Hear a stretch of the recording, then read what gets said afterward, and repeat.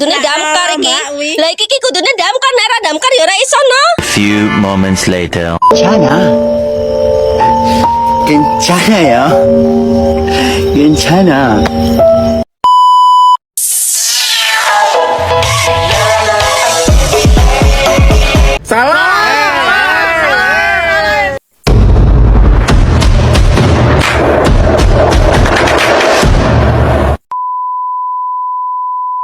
Assalamualaikum warahmatullahi wabarakatuh. Perkenalkan, nama saya Dian Febriati dari PKO D. NIM 236901091183. Di sini saya akan menjelaskan sedikit tentang isu-isu guru. Mengajar di kelas adalah pekerjaan utama seorang guru. Mungkin untuk sebagian orang memandang bahwa pekerjaan ini adalah pekerjaan yang mudah dan ringan. Namun dalam kenyataan pekerjaan mengerjakan kelas bukanlah suatu pekerjaan yang ringan, melainkan pekerjaan yang sangat berat.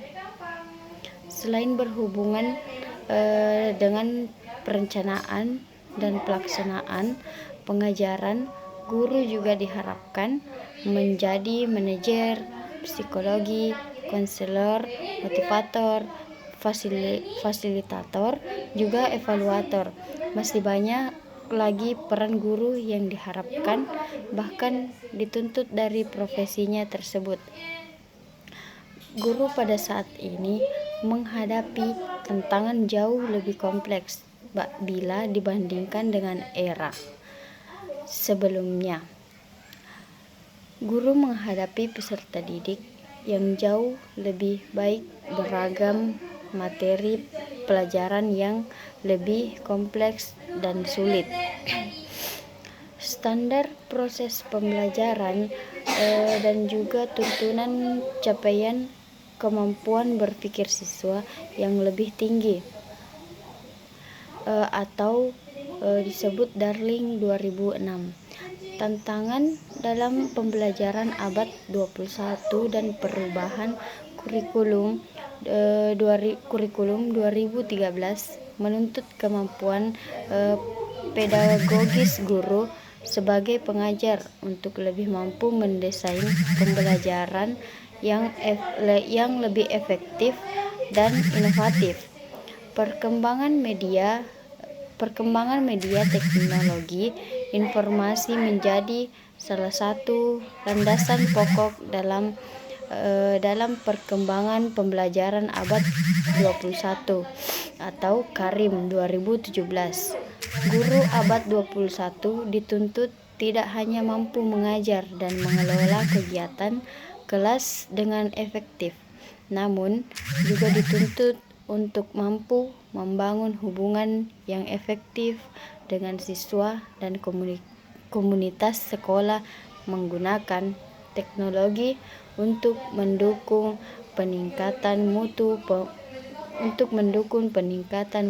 pengajaran serta melakukan refleksi dan perbaikan praktek pembelajaran secara terus-menerus atau Darling 2006.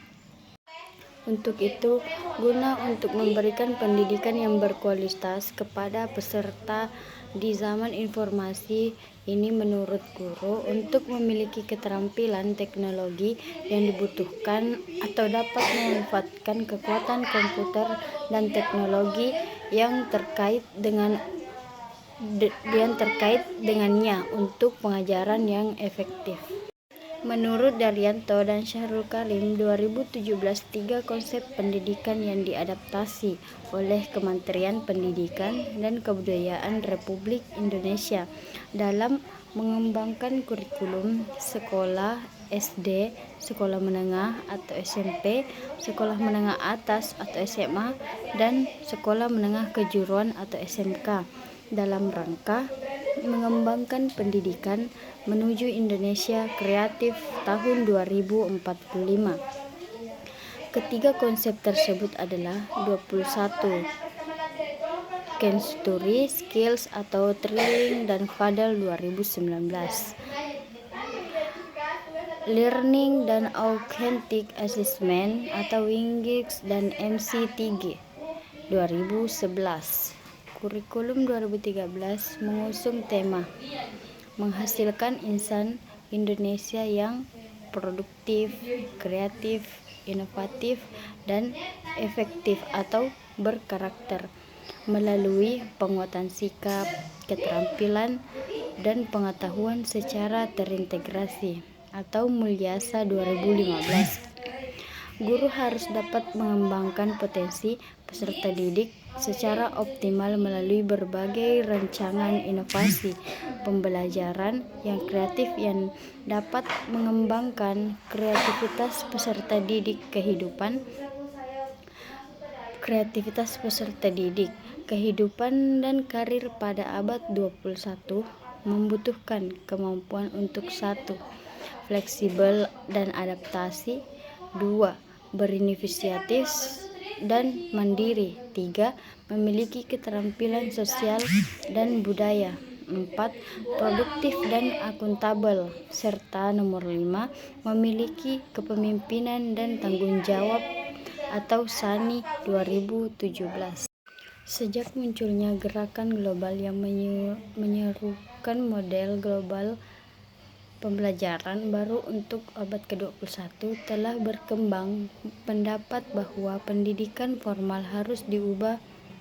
Perubahan ini penting untuk memunculkan bentuk-bentuk pembelajaran baru yang dibutuhkan dalam mengatasi tantangan global yang kompleks. Identifikasi kompetensi siswa yang perlu dikembangkan merupakan hal yang sangat penting untuk menghadapi abad ke-21. Siswa harus mengasah keterampilan dan meningkatkan belajar untuk dapat mengatasi tantangan global seperti keterampilan berpikir kritis, kemampuan berkomunikasi secara efektif, berinovasi, dan memecahkan masalah melalui negosiasi dan kolaborasi. Namun demikian, dari sisi pedagogi belum disesuaikan untuk mengatasi tantangan-tantangan tersebut. Pengalaman belajar ini harus memberdayakan siswa sebagai individu dan warga negara sekaligus sebagai agen perubahan yang bertanggung jawab, kreatif, inovatif, dan mampu berkontribusi untuk masyarakat, bangsa, dan dunia. Ada 4 prinsip abad 21. Yang pertama, instruction shall be student-centered. Pembelajaran sesuainya menggunakan pendekatan yang berpusat pada siswa. Siswa sebagai subjek pembelajaran yang secara aktif mengembangkan minat dan potensinya.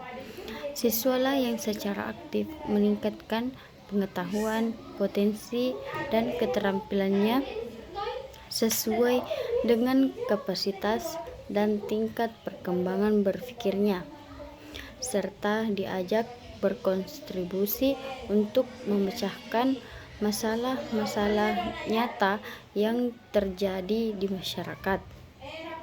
Kedua, education shall be kolaboratif.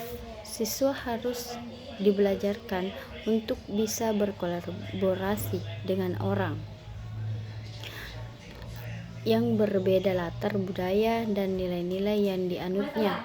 Siswa perlu didorong untuk bisa berkolaborasi dengan teman di kelasnya dalam menggali informasi dan membangun makna, menghargai kekuatan dan talenta setiap orang serta bagaimana pengambilan peran dan menyesuaikan diri secara tepat dengan mereka. Yang ketiga, learning should have context. Materi pelajaran perlu dikaitkan dengan kehidupan sehari-hari siswa, karena pembelajaran tidak akan banyak berarti jika tidak memberi dampak terhadap kehidupan siswa di luar sekolah. Guru perlu mengembangkan metode pembelajaran yang memungkinkan siswa terhubung dengan dunia nyata atau real world. Guru juga perlu membantu siswa agar dapat menemukan nilai, makna, dan keyakinan atas apa yang sedang dipelajarinya serta dapat mengaplikasikan dalam kehidupan sehari-harinya. Yang keempat, schools should be integrated with society. Sekolah seyogyanya dapat memfasilitasi siswa untuk terlibat dalam lingkungan sosialnya. Dalam upaya mempersiapkan siswa menjadi warga negara yang bertanggung jawab, siswa dapat dilibatkan dalam berbagai pengembangan program yang ada di masyarakat seperti program kesehatan, program pendidikan, lingkungan hidup, dan sebagainya. Pembelajaran abad ke-21 menuntut banyak hal dari seorang guru, khususnya yang berkaitan dengan kemampuan dan keterampilan. Dalam perannya yang pertama, guru menyiapkan peserta didik untuk mampu memiliki keterampilan abad 21.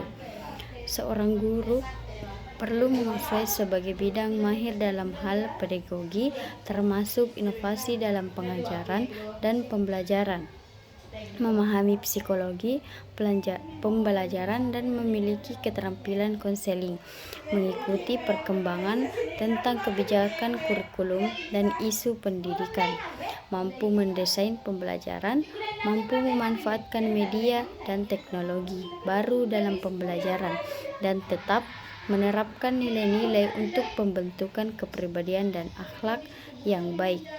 Guru merupakan pendidikan profesional yang harus melaksanakan tugasnya dengan baik dan bermutu. Pendidikan yang bermutu dapat menghasilkan pribadi yang utuh dengan pembelajaran yang mengembangkan kreativitas peserta didik dan melatih kemampuan berpikir tingkat tinggi atau higher order thinking skill atau HOTS. Pembelajaran abad ke-21 memiliki tujuan utama, yaitu membangun kemampuan belajar peserta dan mendukung perkembangan mereka menjadi pembelajaran sepanjang hayat, aktif, dan mandiri. Peran penting seorang guru abad ke-21 sebagai role model untuk kepercayaan, keterbukaan, ketekunan, dan komitmen bagi siswanya dalam menghadapi ketidakpastian di abad ke-21. Guru perlu memperkuat keingintahuan intelektual siswa, keterampilan mengidentifikasi dan memecahkan masalah, dan kemampuan mereka untuk membangun pengetahuan baru dengan orang lain. Ada 4 pilar belajar yang dianjurkan oleh Komisi Internasional UNESCO untuk pendidikan, yaitu yang pertama, learning to know, yang kedua, learning to do, yang ketiga, learning to be, dan yang terakhir, learning to live together.